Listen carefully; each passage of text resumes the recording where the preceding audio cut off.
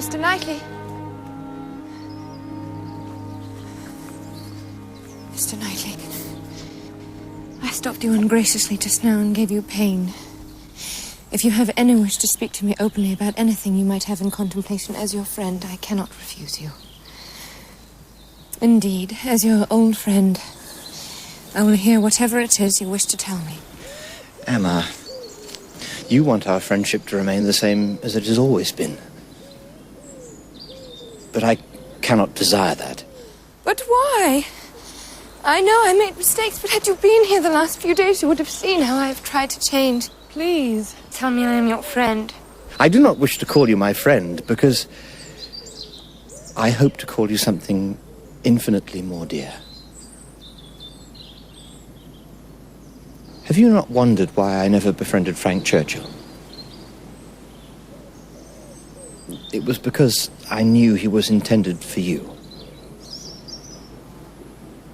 Indeed, when you insulted Miss Bates at the picnic, I thought that evidence of his influence over you. And I could not bear to see it. So I went away. But I went to the wrong place. My brother's house is usually a place of comfort to me, but seeing your sister there kept you fresh in my mind. And the torture, I assure you, was acute. I only felt hope again when I heard of Mr. Churchill's engagement. And I rushed back, anxious for your feelings, keen to be near you. I rode through the rain.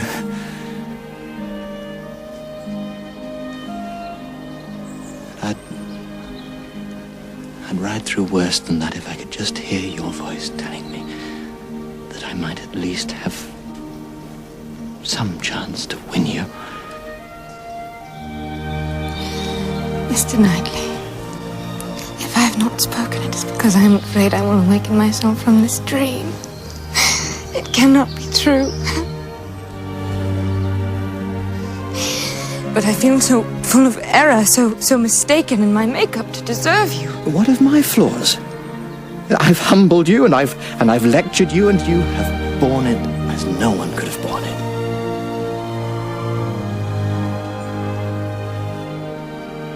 Maybe it is our imperfections which make us so perfect for one another.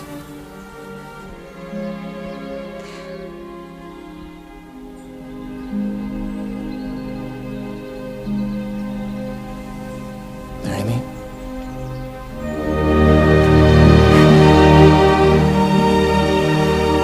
Marry me, my wonderful, darling friend.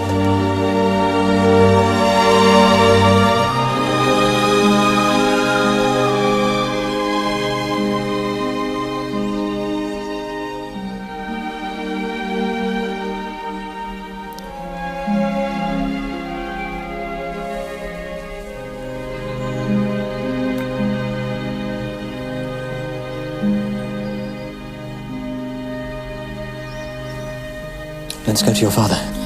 Oh, dear. What? I cannot marry you. Why ever not? My father, first my sister, then Mrs. Weston. I don't think he could bear my leaving, even for a man he regards as highly as you. I cannot marry you. I cannot abandon him. I cannot. I could not secure your happiness while attacking your father's. As long as his joy requires your being at Hartfield, let it be my home, too. Thank you. Thank you. Now I need not call you Mr. Knightley. I may call you my Mr. Knightley.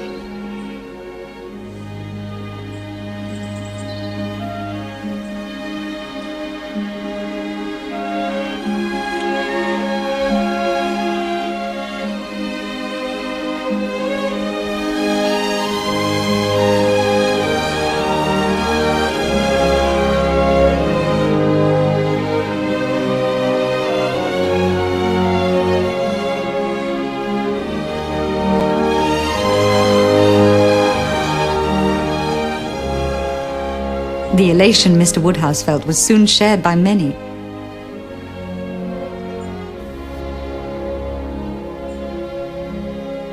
While these exchanges lifted the hearts of the couple, there was one visit which did not.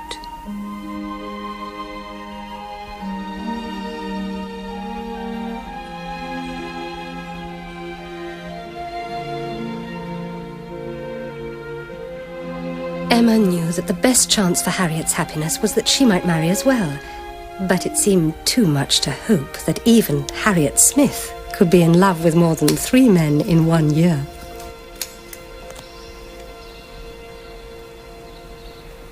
Miss Woodhouse? May I come in? You know you need never ask. Please do, and tell me how you've been.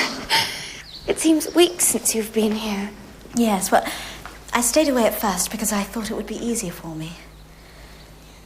And then I stayed away because I have something to tell you which I'm afraid you will not like.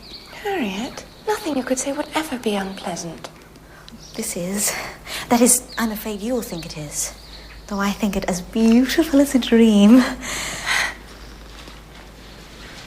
I have consented to marry Robert Martin. Whatever happened? Well, after I left here the last time, I saw his sister at a party. I fell easily into conversation with her, and soon enough she invited me to dinner. Mr. Martin was there, of course, and we talked as though we had never been apart. As I left, he asked if he could see me the next day, and I said that he could. And on the next day, he asked if he could see me the day after that. And on the day after that, he asked if he could see me all the days ever after. Harriet. Well, I know this disappoints you, but Harriet, really it's... you mistake me. This is the perfect end for my sad career as a matchmaker, a role I gladly relinquished by being instead so happily matched myself. I hope you know that I only wanted your happiness. Now that you have found it, it makes my own complete.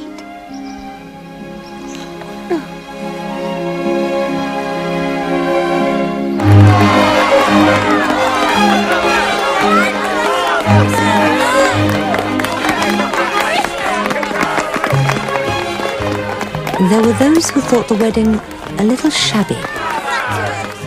I do not profess to be an expert in the field of fashion, though my friends say I have quite the eye.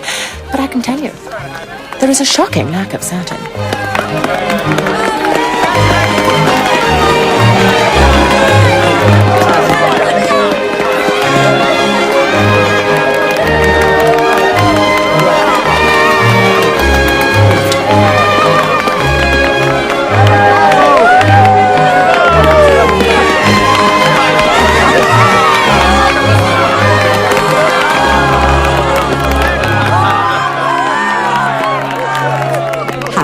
The wishes, the faith and the predictions of the small band of true friends who witnessed the ceremony were fully answered in the perfect happiness of the union.